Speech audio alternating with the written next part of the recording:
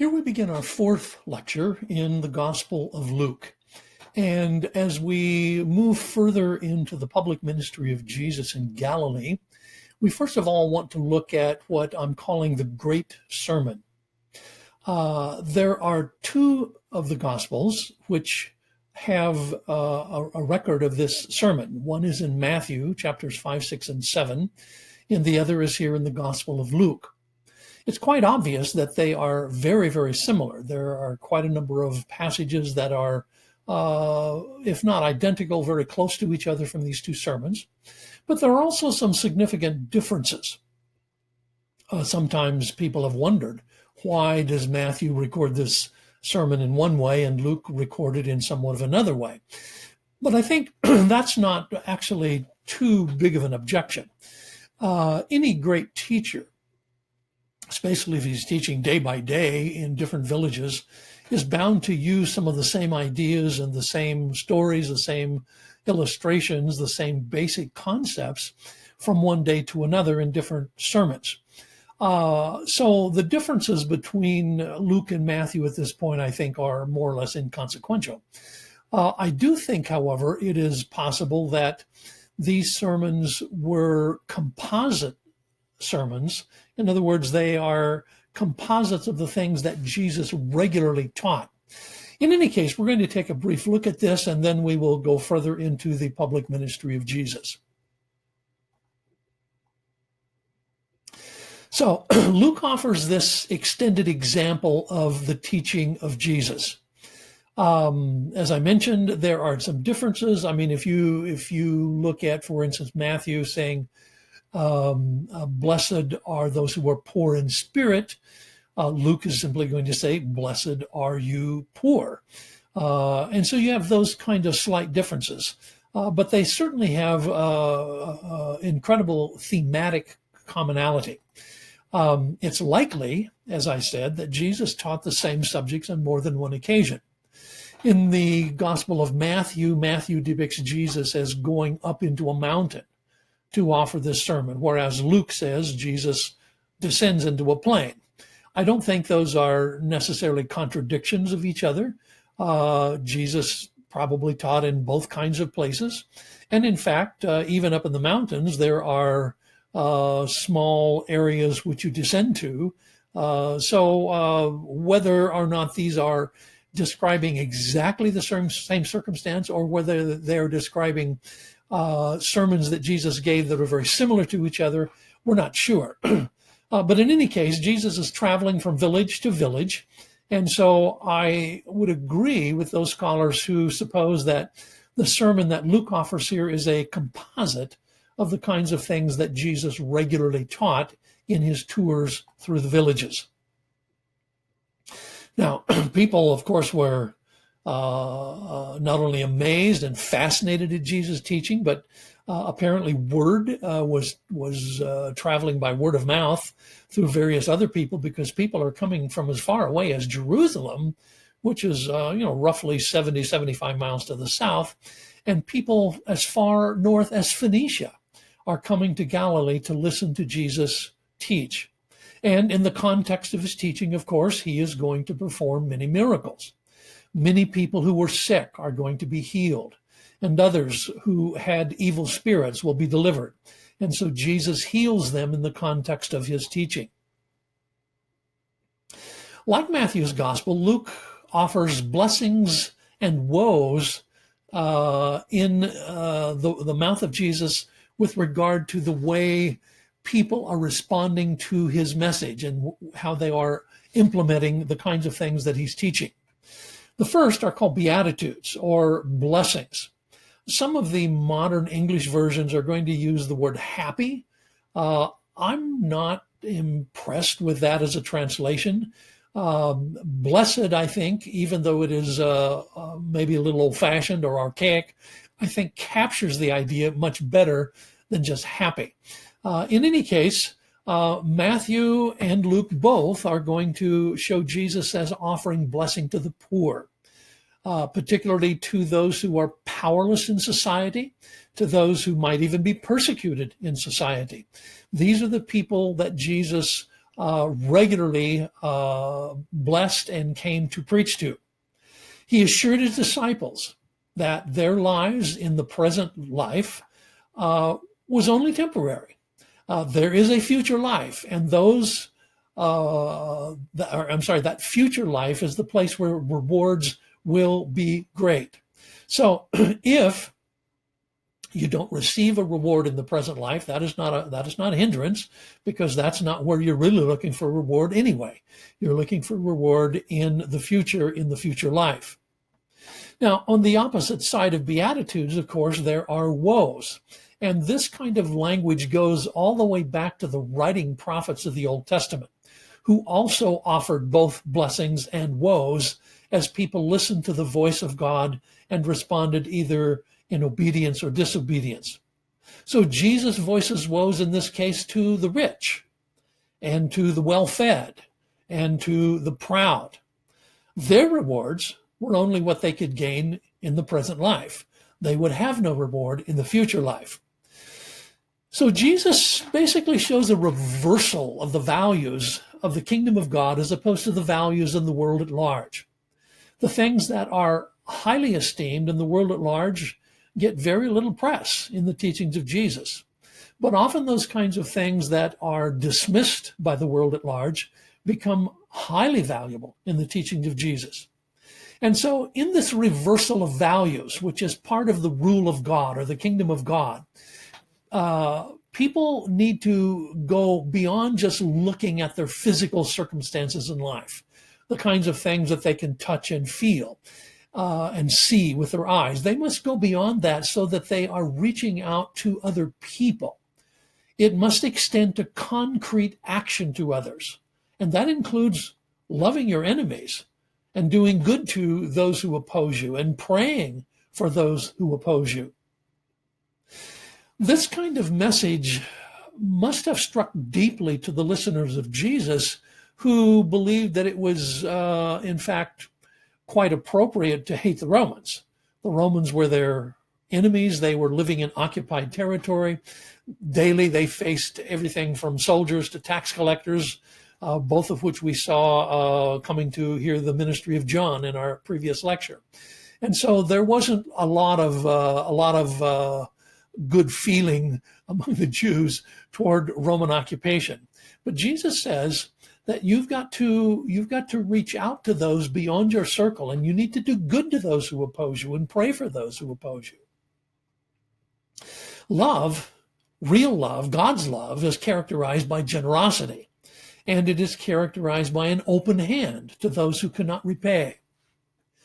Now, it's probably fair to say that in these kinds of sayings, Jesus is reflecting the more benevolent characteristic of many of the laws of Moses, particularly laws you find in the book of Deuteronomy, laws that do talk about open-handedness and generosity, the laws that talk about treating generously aliens who have come to live among you, those kinds of things. So this is a true reflection of the grace of God. This is what God does. And of course, this then is what his people ought to be doing. Furthermore, those who follow Jesus must not be condemning other people. Rather, they must forgive other people. Jesus in his ministry comes to show the forgiveness of God and the generosity of God and the mercy of God.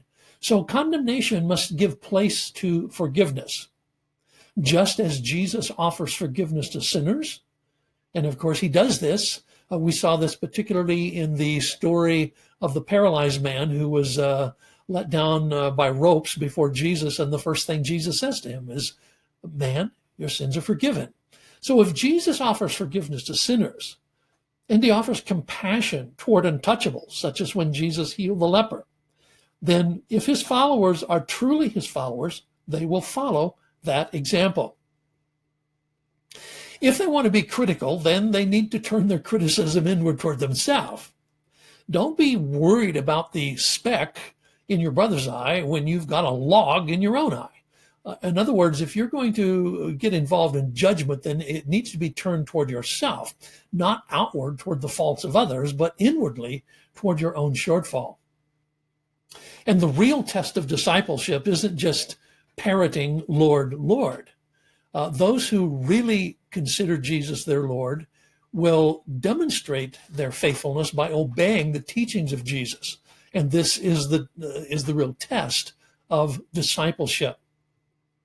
The essential goodness of a person is going to be demonstrated by what they say and by what they do.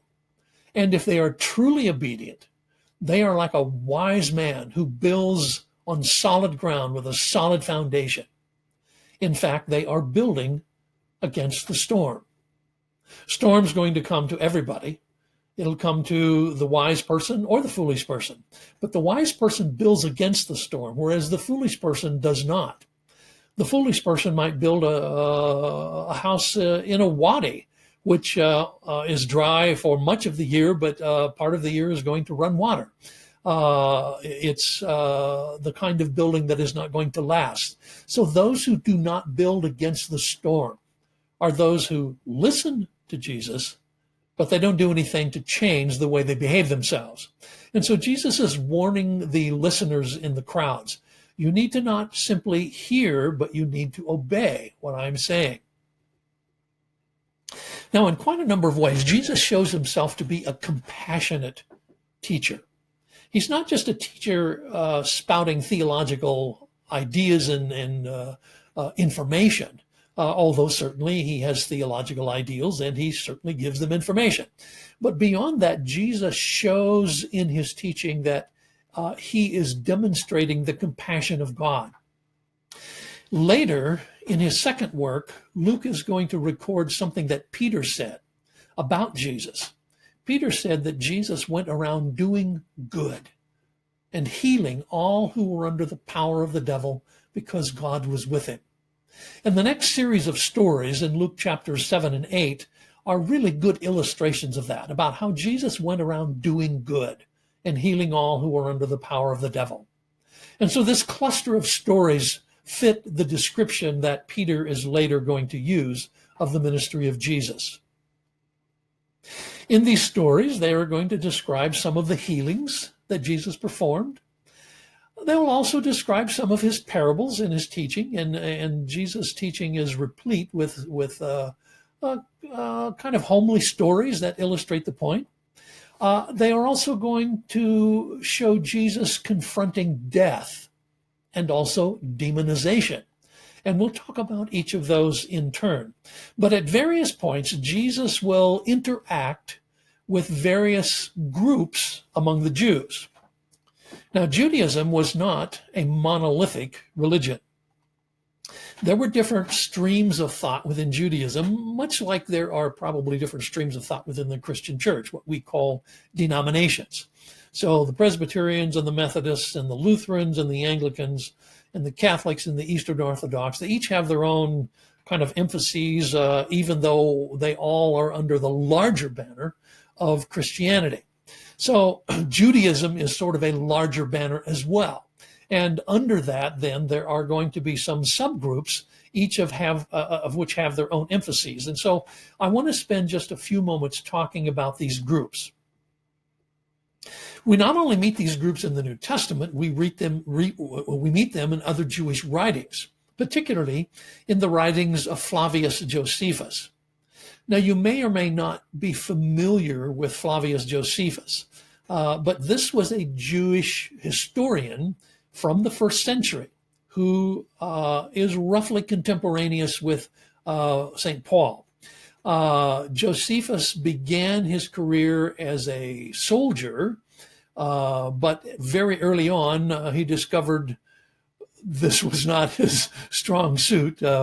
He is going to confront the Romans after the Jewish revolt, and they're going to basically run over him in about 3 days. And at that point, he gives up his life as a soldier and begins to write the history of the Jews. He wrote a number of works, but probably the most important ones are ones of two titles. One is called The Antiquities of the Jews, and the other one is called The Wars of the Jews. But in these reflections upon Jewish culture and Jewish thought, Josephus also talks about these subgroups within Judaism. And so I'm going to use the four that Josephus himself talks about. And of these four, we meet three of them in the New Testament. One are the Pharisees. The Pharisees developed in the intertestamental period.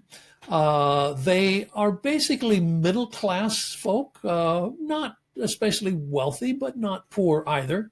But they are separatists. They try to hold themselves apart, particularly from Gentiles.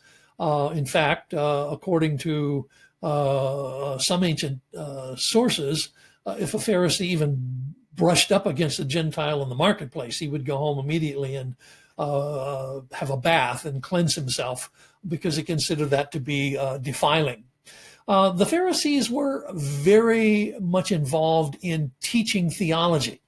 In fact, most of the rabbis within the Jewish community were Pharisees. And of course, their followers would, in like manner, also be Pharisees.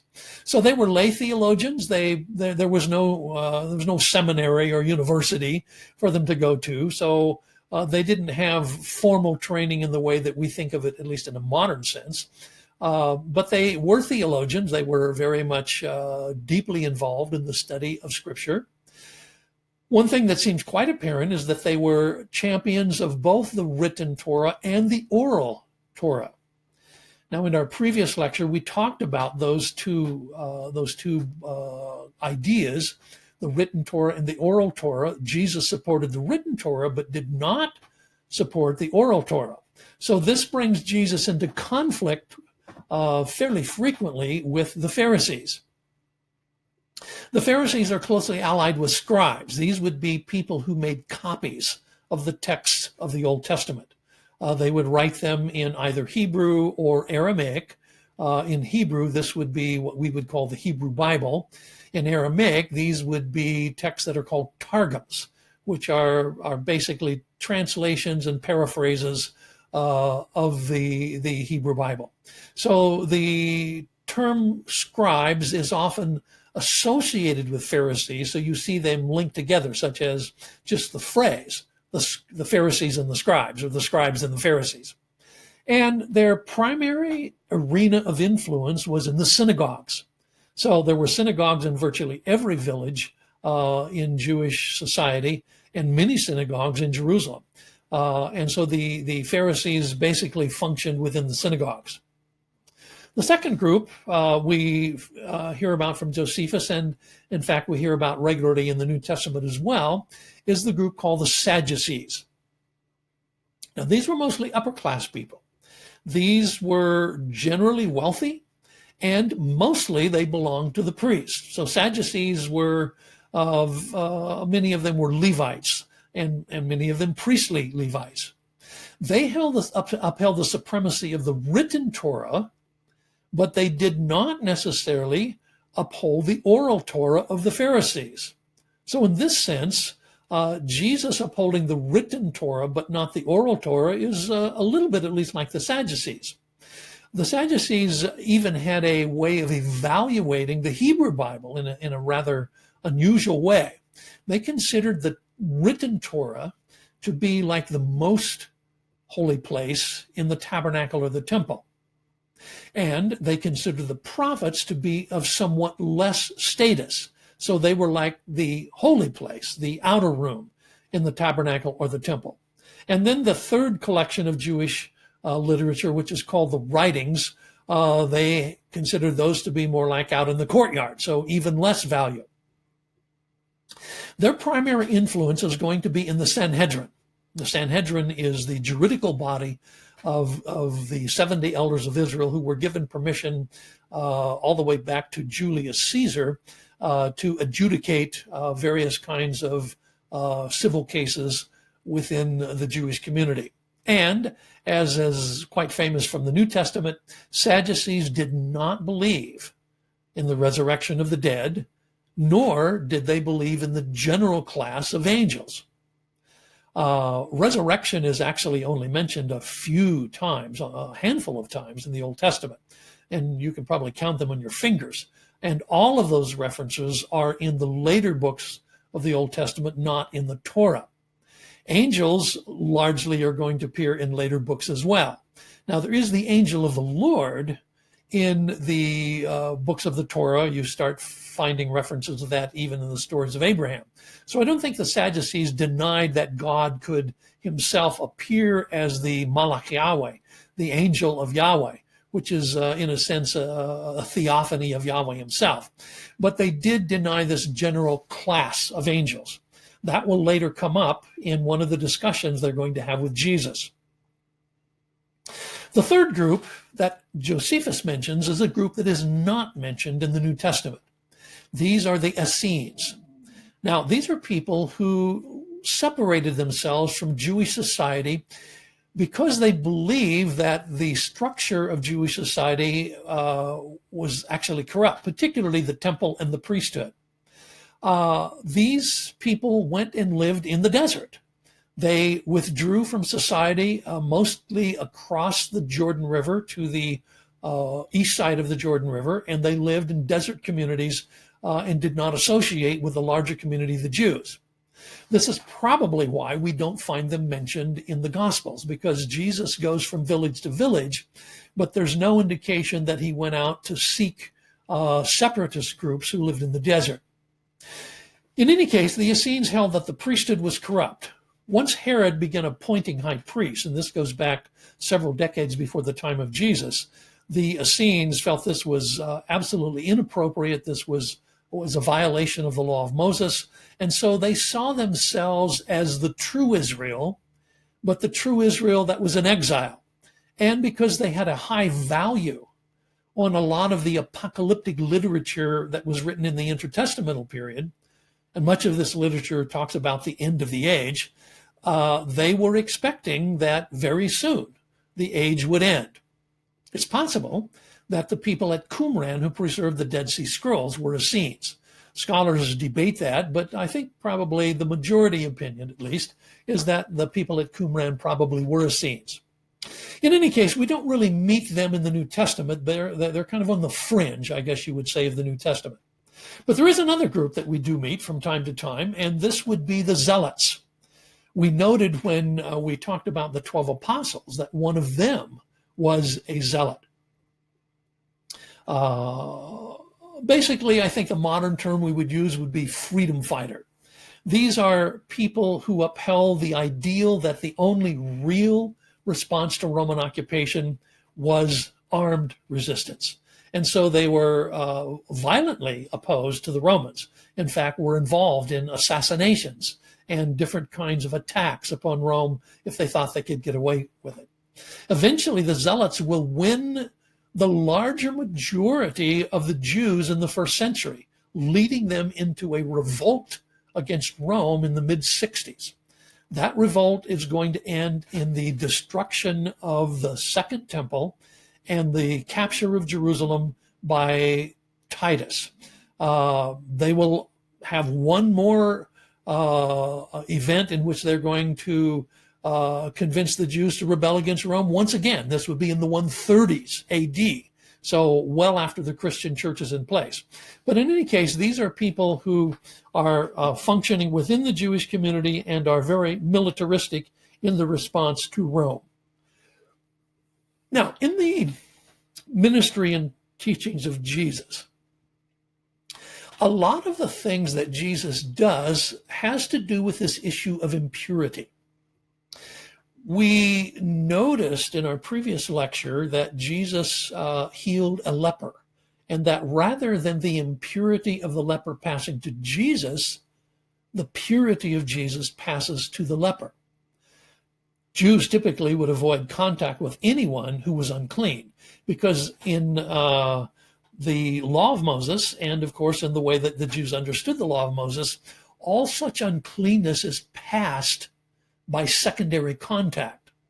So if you touch something that is unclean, even if someone else doesn't touch that thing that was unclean, but they touch you, they become unclean. And so uncleanness is passed by secondary contact.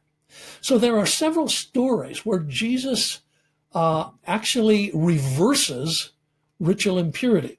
One of those is when he offers to go to the home of a Roman military officer.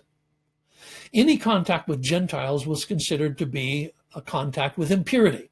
And so Jesus, in offering to go to the Roman officer's house, offers to have contact with pagans. But of course,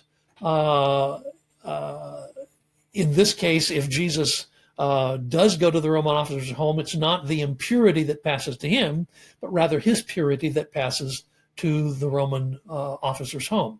This will later become important in an issue that happens with Peter in the book of Acts, where Peter is going to be invited to go to a Roman officer's home. And I think the story where Jesus makes that same offer maybe is helpful in guiding Peter. Jesus confronts a funeral procession in which there is a son of a widow who has died, and he is going to raise the son from the dead by touching him. And then there is the dead daughter of Jairus, and he is going to, again, take her by the hand.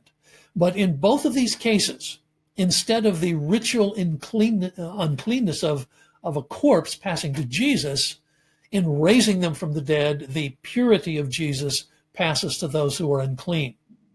We see this also in this story where Jesus is touched by a sinful woman who comes in and washes his feet. And he reverses her defilement by offering her forgiveness. And perhaps one of the most vivid stories of all is the story of the woman with the chronic hemorrhage. Blood, according to the law of Moses, was a defilement. And so all contact with blood would create defilement in the person that contacted it. This woman who had a hemorrhage, a chronic hemorrhage, was unclean all the time. She could never escape this. So because she was unclean, she could never go to the temple. She could never go to the synagogue. She must quarantine herself from family. And it was just a very heart-wrenching situation. She comes to touch the robe of Jesus. Probably she didn't want anybody to see that she was even there. And certainly she didn't want to talk about her condition. But she touches the robe of Jesus. And in touching his robe, rather than her uncleanness passing to Jesus, his healing virtue passes to her. So as you read some of these stories about Jesus' healings, I think this idea of ritual impurity lies in the background of a number of these stories. Now, John the Baptist, of course, has been imprisoned by Herod. John has rebuked Herod because Herod has basically committed adultery with his sister-in-law.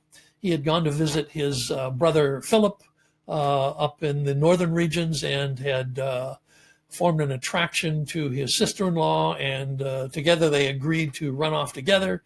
Now they are living in the area of the Jews southward, and John is quite blunt. Apparently he has rebuked Herod, probably publicly, and that did not sit very well with Herod. So Herod had him arrested and put in prison. He's actually imprisoned in a place called Machaerus, which is one of the fortresses that Herod built on the east side of the Dead Sea. So while he is in prison, John has sent some of his disciples to Jesus to ask Jesus whether he is really the one who John predicted was coming after him. And this is an interesting statement because it almost sounds like John has second thoughts about Jesus. How would it be that John had such second thoughts when he had such powerful confirmations that Jesus was the one?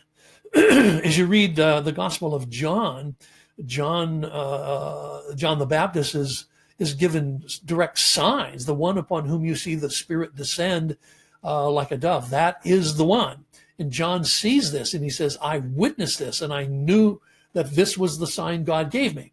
So now why is he having second thoughts? Well, I think the answer to this lies in the response of Jesus that he gives to the disciples of John to take back to John.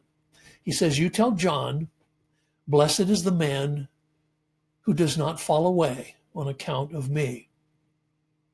No doubt John was well aware of all of the stories about Jesus' miracles. Those are the kind of stories that spread like wildfire. So John knew that many other people were, as it were, receiving miracles people who were sick, people who were demonized. And perhaps John's question to Jesus through his disciples is more like a plea for help. It's sort of like John saying, Jesus, remember me? I was your forerunner. I announced you. I supported you. I directed my disciples to you. And now I'm in prison. Could maybe you do something for me? But in fact, this would be a situation where there would not be a miracle for John. John would be the man for whom there was no miracle, and he would eventually die as a martyr. But Jesus' statement, "Blessed is the man who does not fall away on account of me," is a suggestion that I think applies not only to John, but it applies to all of John's disciples and all of the other disciples who had begun following Jesus.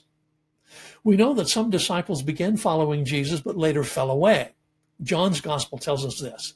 But Jesus is going to say, "Blessed is the man who does not fall away on account of me."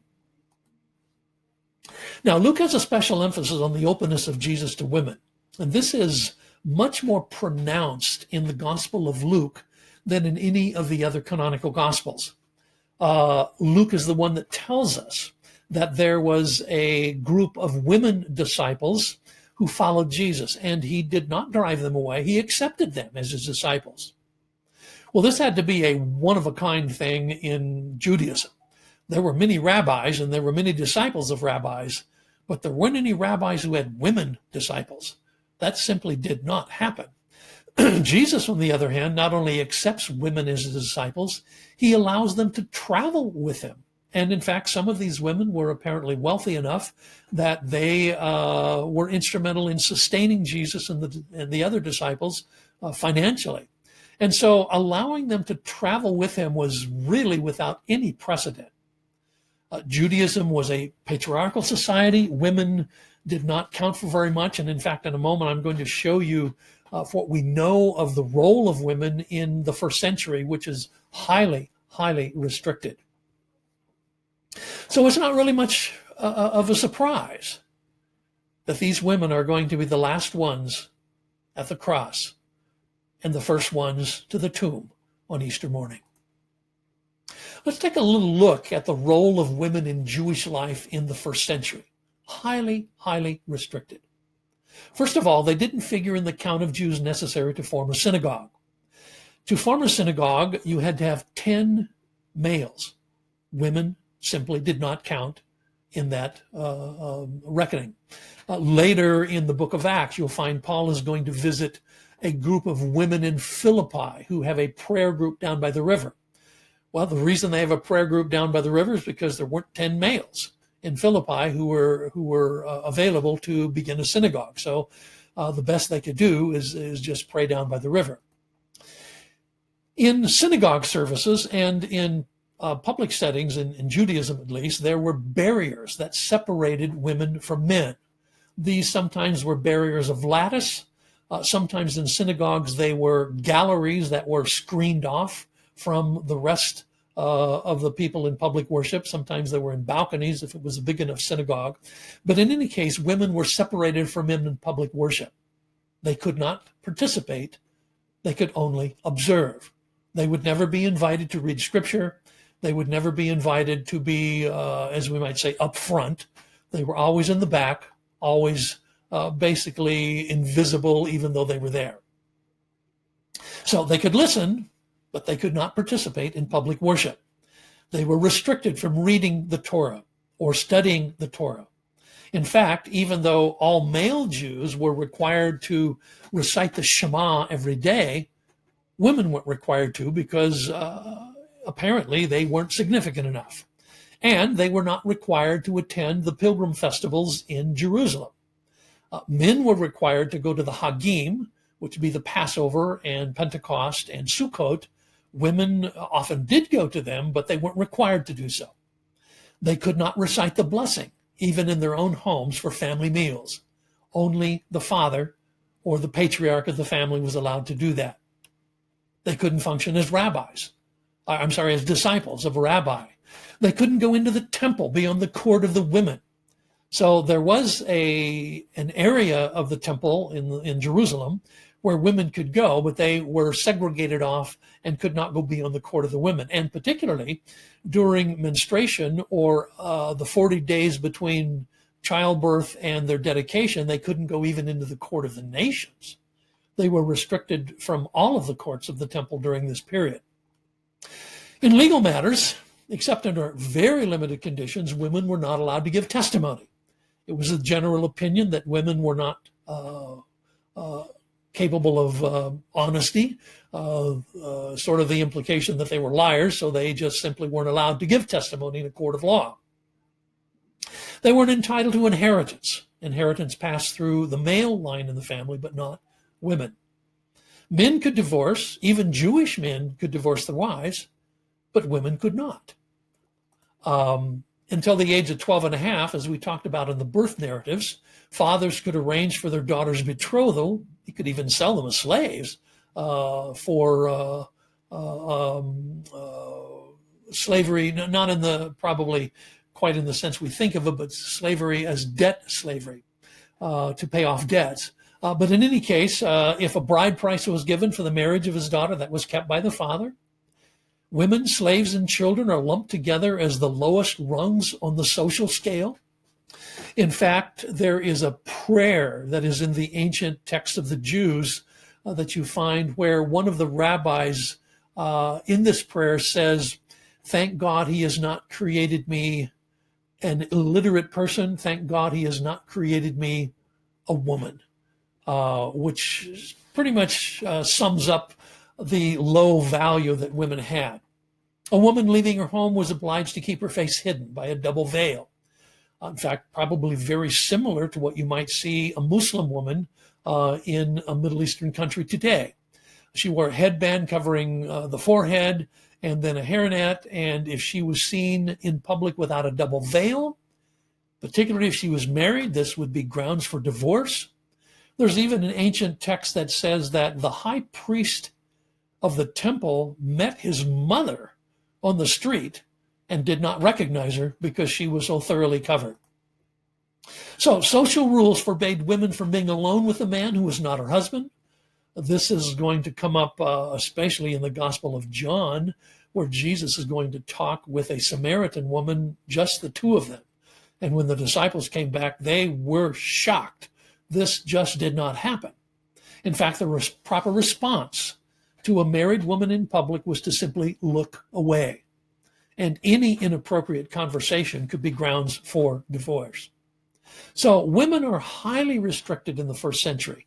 And it is out of that restriction and out of Jesus' generosity to women, Jesus allowing women to be his disciples, to travel with him, to listen to him teach, to engage with him in theological discussion, and eventually to be the first witnesses of the resurrection.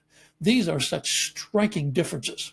And I want to share with you a paragraph out of a little book written by a friend of C.S. Lewis by the name of Dorothy Sayers. You may be familiar with her. She was quite a published author in the 20th century. She wrote a little book called Are Women Human? And a lot of it depends upon this generosity of Jesus to women in a very countercultural way. But this is what she said. Perhaps it is no wonder that the women were first at the cradle and last at the grave. They had never known a man like this man. There never has been such another.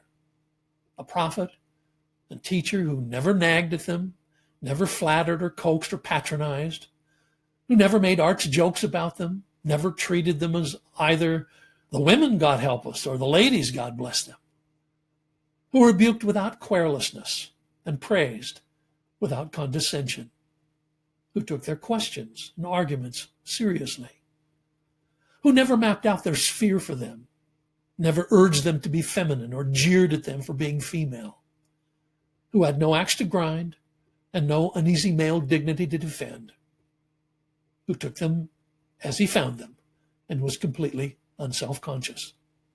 There is no act, no sermon, no parable in the whole gospel that borrows its pungency from female perversity. Nobody could possibly guess from the words and deeds of Jesus that there was anything funny about women's nature. What a classical statement of the generosity of Jesus to women, and this is especially emphasized in the Gospel of Luke. Now, in the teachings of Jesus, he often taught using parables, homely stories, and more than a third of his teaching in the Synoptic Gospels are in parables. And I think this is all the more remarkable because all of these parables are in the Synoptic Gospels, Matthew, Mark, and Luke. There are no parables at all in the Gospel of John. But in Matthew, Mark, and Luke, there are many, many parables. And these are comparisons or analogies drawn from daily life in Galilee, for instance, fishing life, farming life, family events, those kinds of things. And they intend to show that God's kingdom is for those whose hearts are open. Parables are, in a way, tricky little stories because they are revelation to those whose hearts are open, and they hide the good news from those who are unbelieving. So parables are sometimes subversive. They undermine popular notions. They strike for verdicts from those who hear them. And implicitly, parables ask this kind of question: what do you think about this story? In fact, sometimes Jesus says that quite directly. At the end of the parable of the Good Samaritan, which we will encounter in a later lecture, Jesus is going to close that parable by the question, who do you think was neighbor to the man who fell among thieves? So parables often implicitly ask this question, what do you think? Often they give local color from farming or fishing. For instance, Jesus talks about the sower who sows and the seed falls on all kinds of ground. Well, that's against the background that sowing was done prior to plowing in the ancient world. Usually the seed was sown in the fall, and then it was plowed under, and then it would, of course, germinate through the winter and then come up in the spring. So Jesus' parables often evince that kind of local color. Luke also is going to say something about the family of Jesus, just as do the other synoptics. Jesus has a mother, of course, Mary, but he also has brothers. And the brothers are not supportive of Jesus at this point. In fact, in Mark's gospel, Mark uses a very, very strong verb in which he indicates that Jesus' brothers thought he might have become beside himself. He might have become mentally unhinged. John's gospel adds that his brothers did not believe in him.